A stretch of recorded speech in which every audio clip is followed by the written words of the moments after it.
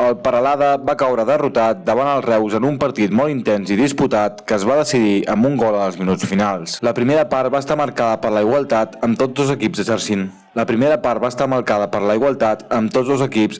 Una gran pressió i generant poques ocasions clares de gol. La lluita al mig del camp va ser constant i el marcador no es va moure abans del descans.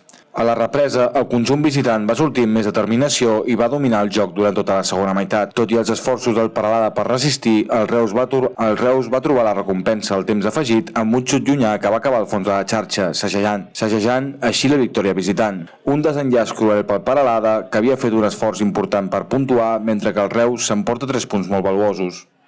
Com pita al final, sí que ens hem de portar la sensació que hem competit davant de tot un líder, que la primera part sí que ha sigut més de tu a tu, que hem sigut capaços de generar-los i inquietar una miqueta la porteria rival. Sí que a la segona, els primers 10-15 minutets, sí que encara hem sigut capaços també d'intentar progressar, intentar fer-los mal a zona 2 i zona 3, i llavors sí que els últims 20 minuts, 25, sí que hem estat bastant enfonsats, sense patir, sense passar excessivament gaire res.